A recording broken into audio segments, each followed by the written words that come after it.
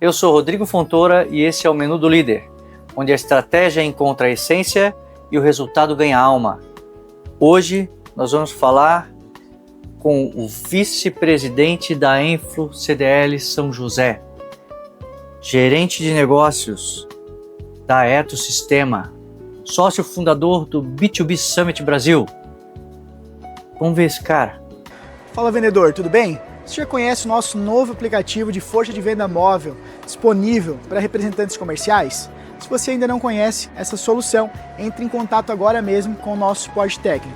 E agora com vocês, Luan Tavares. Seja bem-vindo, meu amigo. Valeu, meu amigo. Obrigadão pelo convite. Honrado. Opa! Pergunta que não quer calar. Menu de hoje. Qual é o cardápio? Vamos lá, hoje a gente vai fazer uma massa com molho branco, 2 tipos de queijo. Vai combinar um gorgonzola com um queijinho grana padano.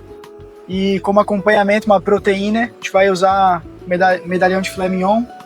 Pega um temperinho, um alecrim, uma manteiga, né? Vamos selar ele e depois empratar. Perfeito. Antes de começar, a gente sabe da tua história profissional, a gente conhece o Luan da empresa, da Enflo, né? Agora como VP da Enflo, especialista em vendas. Mas antes disso tudo, antes dessas planilhas mostrar o Luan, quem era o Luan? Legal, cara. Então, tenho 34 anos, tenho essa trajetória, me encontrei na área de vendas há 10 anos atrás, mas o Luan vem de uma cidade pequena, os pais já trabalhavam com gastronomia, com padaria, restaurante, na época, lanchonete, eu pequeno sempre acompanhando, né, os empreendimentos dos meus pais, alguns davam certos, outros não, e tenho 3 irmãos, e sempre gostei muito da gastronomia, sempre gostei muito de me relacionar com pessoas, e no ano de 2008, eu decidi fazer um curso técnico numa escola técnica na cidade de Criciúma, região onde eu morava, né, é muito técnica, muita indústria e tal, e o meu objetivo era seguir nessa área, na área técnica, né, e aí fui para a indústria, iniciei uma faculdade depois, encontrei pessoas nessa indústria que deram oportunidades também de treinamento, capacitação, ter outro olhar da gestão, e aí saí do operacional da indústria, fui mais para a área de gestão e processos, e isso, cara, perpetuou assim, né, na minha carreira. A área de processos hoje eu vendo software de gestão ERP para indústrias, para distribuidora, para varejista, e aquilo que eu aprendi lá atrás da escola técnica, né, me ajudou muito até aqui. E gosto muito, cara, de estar com os meus amigos, com a família, final de semana cozinhar, tomar um bom vinho, de viajar, ir pra praia. Tenho um filho pequeno, o Otávio, né, que é meu xodózinho também, tá com 2 anos. Então, tô no momento de desacelerar um pouco, né, a vida noturna, os eventos, curtir um pouco mais minha criança em casa. E hoje, né, a oportunidade, assim, diferente, né, a proposta, geralmente vou em podcast, a gente senta, conta a história, como tudo começou, como Nem tem comida, né? Não tem comida, como eu cheguei até aqui, hoje uma cozinha ao vivo, uma cozinha cast, como você falou, né, anteriormente, achei muito legal a proposta e não garanto. Se a história da família tá na cozinha, olha, vamos desenrolar. Tô na expectativa. E aproveitando que a história da família tá ligada à cozinha. A gente sabe que lá atrás, na infância, não precisa de meta, né? É tudo mais tranquilo. Mas sempre tem um aroma, sempre tem um sabor que nos remete a esse momento de infância. Qual o sabor hoje ou aroma que te remete a essa infância, que te faz ter essas memórias gostosas do passado? Cara, minha avó, ela é descendente de família italiana, né, minha nona e tal, e lá rolava muita massa, né, massa caseira. Então, quando eu lembro de massa, eu lembro da minha avó fazendo a massa na mão. E ela fazia mesmo? Sim, ela fazia sem máquinas. Hoje em dia tem essas máquinas já para o corte e tal, né? É na mão mesmo, né, ovo, trigo, vai fazendo a massa, depois o corte. Então, geralmente um molho... Lá não era muito molho vermelho, molho branco, já era mais molho vermelho, né, tradição.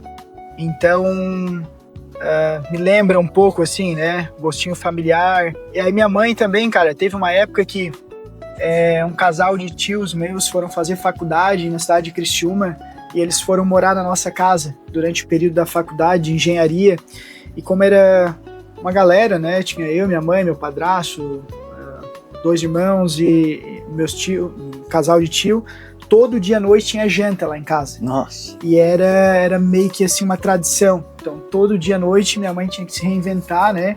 Um dia era carne de porco, carne de panela, costela, Coisa frango, boa. peixe. E até tinha um primo meu, o Renan, que a gente brincava na rua e depois à noite ia para casa para jantar. Ele ia jantar todo dia lá em casa, mais uma pessoa na mesa. Então esse negócio de cozinhar assim para mais pessoas me lembra também esse período. Remete a esse momento. Uhum. Top. Vamos começar? Bora? O que tu quer fazer A gente primeiro? vai começar, Colocar água? Vamos esquentar uma água para massa. Tem uma aguinha então, aqui. Deixei preparadinha Vamos. para nós. Primeiro, né, começar pela massa. Aí Uhum. o filé mignon ele é mais rápido aqui para dourar. A água já tá quente, a gente vai despejar aqui. A então, gente já pode ligar, eu já vou botar mais uma aguinha para Uhum. esquentar, aproveitar. Enquanto tu já liga ali, eu já deixo Fechou. mais uma aguinha rolando. Ele agiliza o processo. Ligou? Conseguiu? Foi. Eu vou te confessar que às vezes eu apanho por esse. Cara, aqui em fogão. casa, né, geralmente o fogão não é industrial. É mas diferente? É bom, cara, minha mãe já trabalhou com bastante fogão industrial e em cozinha industrial, em restaurante. E cozinhar com ferramenta, com utensílio, assim, é bom, né? Essa- Ter tudo na mão, assim, pra fazer mais Essa rápido. coisa de ter o caseiro é outro valor, né, É. cara? Uhum. O artesanal, ele não tem preço. Essa massinha, essa coisa de mãe, de vó, isso é fantástico. Cara, é os ingredientes, né? Tinha um professor meu na faculdade que ele dizia que assim, cara, o peixe é o mesmo, o que vende é o molho. Então a gente vê um restaurante hoje com o mesmo peixe com valores diferentes. Uhum. Né? Tu pode comer um camarão aqui na beira da BR-101 por um valor ou na beira da praia, né? Então assim, o que vende hoje, né? É o molho. Então a gente vai tentar fazer um prato bacana. Eu gosto de empratar e um rango assim que tenha um visual legal. Me preocupo Claro. muito com Tem que o fazer aquele prato de feito. chefe mesmo. Isso, assim. mais gourmet. Eu não sou eu não sou da cozinha Depois raiz. ele vem dizer que a gente não pode ter expectativa. Olha como é que é o negócio. Não, eu digo assim, eu não sou tanto do raiz, né? Entendi. Arroz, feijão, aquela comida mais tradicional. Uma loucura, cara, que eu vejo da galera que eu trabalho muito e tenho muito relacionamento com turma de venda. E vendedor tu tem que estar no sangue, né? É uma profissão que ela é diferente. O que te fez escolher trabalhar com venda? Isso, tu teve jeito? Tu gosta de falar com pessoas? Tu gosta de interagir com esse mundo? Como é que é isso pra ti, a venda? Legal, cara. Assim, eu acho que ninguém escolhe a venda, né? Se for olhar entre os jovens hoje, eles buscam faculdade, medicina, farmácia, educação física, direito. Ninguém já fez 18 anos. Cara, tu vai fazer o quê? Vestibular? Vendas, né? Vendas, geralmente, é um caminho da vida que ele se aproxima com a tua trajetória ali, com o teu emprego atual, e você, de repente, cai naquela área. Vai acontecendo. Vai acontecendo. Então, você vai vender um produto, um serviço, você está no administrativo de uma empresa, de repente surge uma oportunidade, liderar uma equipe. E comigo foi assim também. Então, como eu te falei, eu cursava engenharia de produção em Criciúma, tinha feito um curso técnico de eletromecânica, nada a ver com vendas, minha pegada era trabalhar com engenharia, com indústria, especificamente metal mecânico. Eu tinha feito um teste para VEG na época, muito novinho, aos 17 para 18 anos, passei nesse teste para ir trabalhar na VEG em Jaraguá, era muito famoso esse teste onde eu morava, né? Vinha o pessoal da VEG para recrutamento e seleção, e chegou na hora de ir, meio que eu pipoquei, né? Não quis ir, novinho, morar fora, e eu já estava empregado em uma empresa grande na minha cidade e estava gostando muito assim, eu gosto muito de chão de fábrica, processo, fabricação, máquina. Gostava muito, estudei muito isso, né? Foram 5 anos de engenharia, mais 2 anos de curso técnico, foram 7 anos. Trabalhei mais 5 anos depois dentro da indústria, então quase 6 anos em chão de fábrica. E chegou um momento que eu fui passando por alguns setores da indústria, estava trabalhando com processos, mas sempre tive um gostinho assim de querer trabalhar com vendas. Eu tinha um irmão que morava nos Estados Unidos, tenho ainda um irmão, né, mas não mora mais nos Estados Unidos, mora no Canadá hoje, e na época eu quis visitar ele. Aos meus 21 anos eu fiz uma visita para ele, e nessa visita eu comprei muita muamba. Fui para Miami, eu comprei óculos, relógio, perfume, bolsa, roupa. O dinheiro que eu tinha praticamente... Na época que o peso da mala era um pouco maior, então. Mala era maior, eram malas maiores, o dólar estava 2,39 na época, bastante. E eu peguei um salário que eu tinha, mais umas férias, um 13º, juntei tudo, converti por dólar e fui para os Estados Unidos com a Bruna, minha esposa hoje, comprei muita muamba. E quando eu trouxe essa muamba, eu vendia muito fácil assim. A venda era, vou colocar a massa aqui, a venda era muito fácil assim, eu montava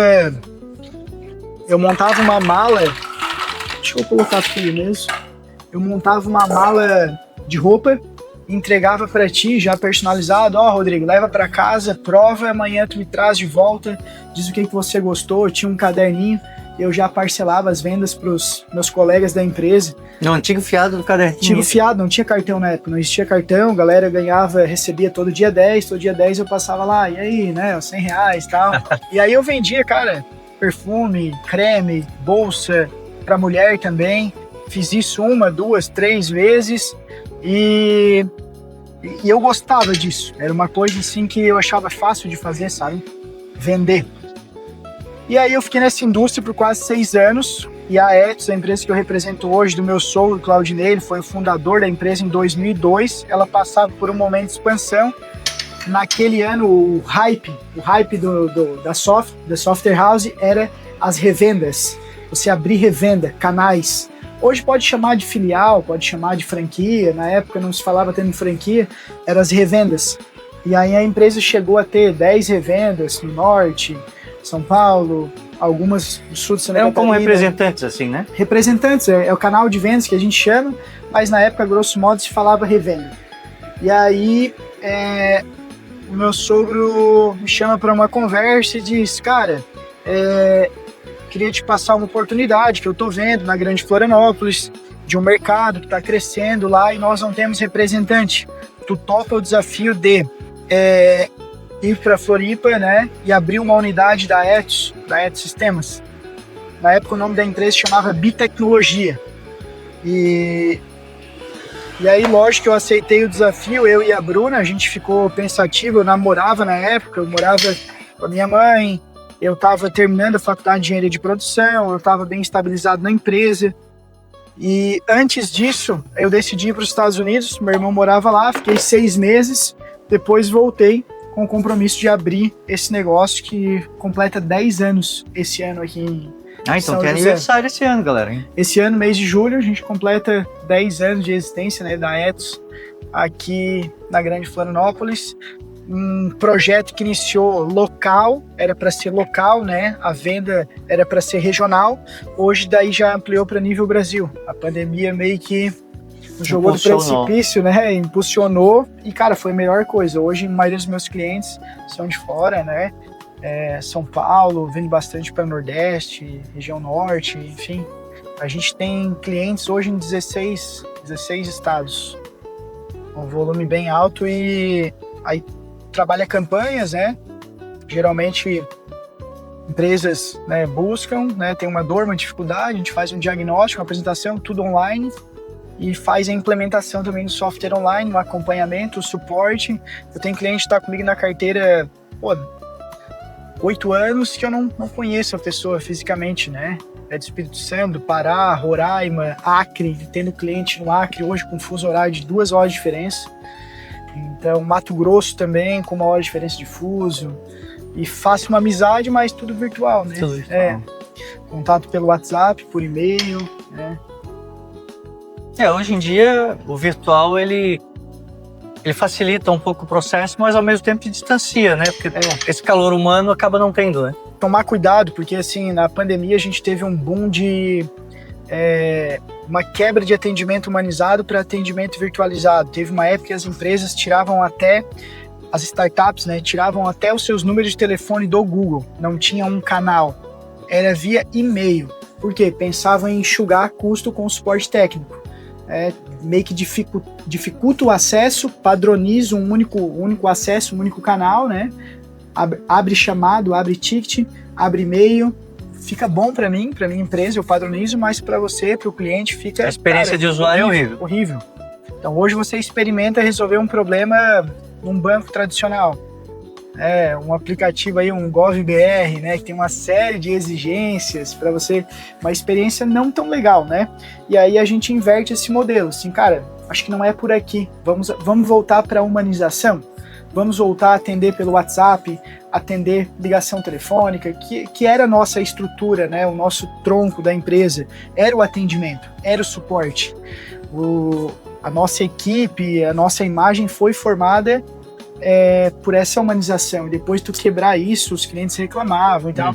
Voltamos com essa humanização, a venda humanizada, o suporte 100% humanizado, plantão telefônico, a gente implementou também, atender clientes à noite, sábado, domingo, feriado, que é muito raro uma empresa de software ela fazer plantão, que custa caro e tem demanda para isso, né? Tem clientes que ligam, que chamam, então... E a gente vende esse diferencial, assim, né? A venda como serviço, né? Muito legal isso. E realmente é um diferencial. Nessa tua experiência de liderança, todo esse teu histórico, o que tu acha que um líder ele não pode ignorar nunca? Como base, assim? Cara, eu acho que saber lidar com pessoas. Então, tenho 2 momentos na empresa, que é a venda e o pós-venda. A venda, cara, é maravilhoso. A gente encanta o cliente, faz a reunião, faz o diagnóstico, monta toda uma estrutura, uma visão de futuro. E quando isso não acontece, por algum problema, que é comum, né? Algum desafio no meio dessa entrega, entra o pós-venda, que é completamente diferente. É o suporte, você está ali para resolver um conflito. Então, eu acho que saber lidar com pessoas, se preparar emocionalmente para resolver conflitos. Você olha para os principais líderes, né, cara? Um exemplo, assim, o Bernardinho do vôlei. Porra, pancada atrás de pancada, né? Ficar em segundo lugar, né? Pressão. No final, você disputar várias finais, ser campeão, manter aquele padrão, formar novos líderes, atletas, tirar o melhor daquela equipe. E eu vi uma entrevista do Bernardinho que ele disse que a nova geração, a maior dificuldade é saber lidar com frustrações. O cara perdeu, como que tu motiva ele no dia seguinte para ele treinar, para ele entregar? E a mesma coisa a nossa equipe, assim, eu tenho um suporte técnico, e o suporte técnico, ele é um setor que castiga bastante, assim, você fica o dia inteiro resolvendo problemas. E tem que saber lidar com conflitos, com o cliente, né? Então, você vai atender um cliente do Norte, Nordeste, daqui, um amigo seu, você tem que saber se portar. Então, acho que eu diria isso, assim, um bom líder, né? Saber lidar com as emoções e gerenciamento de equipe com as pessoas. Legal. Processo humanizado. Se a tua trajetória fosse uma receita, e receita nem sempre dá certo, né, cara? Receita, às vezes vai, às vezes não vai. Se ela fosse uma receita, qual foi o momento mais amargo que tu conseguiu superar, que te marcou e que te impulsionou para ser quem tu é hoje? Cara, nessa trajetória, a gente abriu esse negócio no ano de 2016. Primeiro ano, assim, foi lindo, maravilhoso, porque eu não tinha nada. Tudo que entrava de cliente, de receita, cara, era ótimo, né? Eu não tinha um comparativo. Comecei do zero, então tudo que vinha é lucro, né? 2017 foi um ano massa também. 2018 a gente pegou alguns clientes grandes, assim, na carteira para atender, e eu vi potencial que eu poderia vender aquela ferramenta por um alto ticket. E no ano de 2019, cara, foi um ano muito difícil para nós, porque eu tinha uma colaboradora que era uma colega minha, e eu trouxe ela da cidade de Sara, Criciúma, para vir morar aqui e trabalhar comigo. E no ano de 2019, essa colaboradora ela veio a falecer. Ela teve uma leucemia, né? Ela tinha pedido demissão da empresa e 3 meses depois ela acabou falecendo. Ela tinha um outro projeto, ela estava empreendendo, né? E aí ela disse, olha, Luan, cara, Bruna, né? Pô, obrigado por tudo, eu quero seguir na área, eu quero empreender, né? Eu quero vender também e tal, na área de cosméticos. E acabou falecendo. Ela e minha esposa eram melhores amigas, assim, né? e a minha esposa veio entrar em depressão naquele ano, e eu e a Bruna éramos a base da empresa. E aí eu perdi a minha melhor colaboradora e uma amiga, a minha esposa em depressão. Então aí teve aquela queda, né? A gente tinha um pico, depois em seguida veio uma queda. Então em 2019 parei de vender num certo momento, prestar, né, suporte para minha esposa. Aí começamos um tratamento médico, psicólogo, né, uma rotina mais tranquila, menos pesada. Mas foi o ano que mais me marcou, assim, foi bem amargo, assim, eu lembro até hoje, né, meu irmão estava de férias aqui no Brasil, primeira vez que ele tinha vindo de fora do país, 15 anos fora do país, estava na minha casa, hospedado e tal, e naquele momento eu recebi uma ligação, a fulana faleceu, né, a Gisele faleceu, e aí foi um baque, assim, mexeu com toda a estrutura, enfim, acho que foi o ano mais dificultoso, assim, que eu lembro. Imagino que sim, realmente. Agora aqui, o que a gente faz? A massa já tá no finalmente aqui, acho que a gente desliga daqui a pouco, mais alguns minutinhos, começar a fazer o preparo da carne. Fazer o filé? Isso. Antes do filé, deixa eu te fazer uma pergunta. Claro, opa. Eu já te interrompi aqui. Às vezes tem um negócio que é grande, um gigante, uma venda, aquelas vendas top, sabe? Só que é uma venda que é de risco, é difícil. Às vezes a empresa vai dar aquele passo que ainda não sabe se está preparada. O time olha para o líder, e aí? O que faz? Cara, a gente passou muito por isso, porque quando eu entro na Ethos, ela trabalhava com baixo ticket. Vendia software por R$1.000, R$2.000, o valor do setup, né, da implementação e 100 pila de mensalidade. Essa era a filosofia da empresa. E aí a gente começou a entrar em outro tipo de mercado. Primeiro, preparar para vender valor e não preço, né? Então montar todo um escopo de valor, gerar valor naquele produto, reformular o produto, modelo de venda consultiva, entrega baseada em diagnóstico, em retorno. O cara fatura X, vai faturar Y, vai ampliar canal de vendas, vai reduzir custo, chão de fábrica. E deu super certo, mas aí veio a primeira venda grande, né? Que a gente chama a venda complexa, a venda grande. Até tem o livro Spin Selling, né? As fases da venda. Esse livro é muito top. E ele fala nisso, né? O que é uma venda grande? E eu fiz algumas vendas grandes, assim, de ticket de mais de R$100.000, 150, 180, bateram 200k. E é uma venda que é um processo mais demorado, né? Então, assim, aumenta o time da venda, você tem mais contatos com decisores, são mais fases. Já é mais consultiva, não é tão de impulso, né? Você gera valor ao longo desse período, e aí vem a parte da entrega. Porque, cara, vender é muito fácil, né? O desafio tá na entrega. Você entregar aquilo que o cliente contratou, que você fechou o negócio, né? E aí na hora da entrega, muitas vezes mostra que a empresa não está preparada para aquele tipo de cliente. Na estrutura, né? E aí você tem que voltar e reavaliar os processos. Aí você apanha, né? Pega um cliente grande, que exige muito, apanha e tal, e aquilo é uma escola. Você só consegue corrigir o processo e ir para a prática. Volta para a empresa, cara, precisa automatizar esse processo, não dá mais para fazer manual, o time tem que ser mais rápido para entrega de tarefa, o consultor tem que ser mais consultivo, ele tem que ter outra imagem, ele tem que ter uma disponibilidade 24 horas para o cliente, vai ter que ter um canal de plantão, e aí você vai desenhando tudo isso na empresa. Quando vem o segundo cliente, você já está mais preparado. Não é uma pivotagem de negócio, de produto, mas é de entrega. Isso, e aí vem o terceiro, o quarto, daqui a pouco você formatou aquele modelo. Daí você diz assim, cara, e se eu vender para um negócio agora de R$400.000, de R$500 mil, né? Aí você olha com outra visão para esse outro mercado e vai hoje não que a gente foca só nesse mercado de alto ticket, né? Não, a gente atende pequenas e médias empresas que faturam aí a partir de, se for no varejo, a partir de R$80 mil já é um perfil de cliente ideal, assim. Na indústria, na distribuidora, a partir de R$300 mil de faturamento. Então a gente definiu esse público. Já é uma empresa estruturada, preparada, já tem uma verba de marketing, uma verba para tecnologia. E deu super certo, cara. Segmentação de mercado e perfil de cliente ideal. Ah, show. E então hoje já tá tranquilo, qualquer um que chegue pode vir, dependendo do tamanho, pode chegar, pode contratar. Cara, a gente não consegue atender hoje MEI, né, que é uma é uma entrada, né? Então ele ainda está aprendendo esse mercado de software manteiga e tal. Vou na manteiga. Colher para mim, por gentileza. Então, MEI é um segmento que eu não atendo, eu repasso para outras empresas, indicam outro tipo de software, né? O cliente ele tem que ter um conhecimento básico hoje na parte fiscal, tributária, vendas, para alimentar um software, né? Então, assim, eu nunca sou o primeiro software. É como se eu vendesse carro, eu nunca sou o primeiro carro do cliente. Eu sou o terceiro ou o quarto.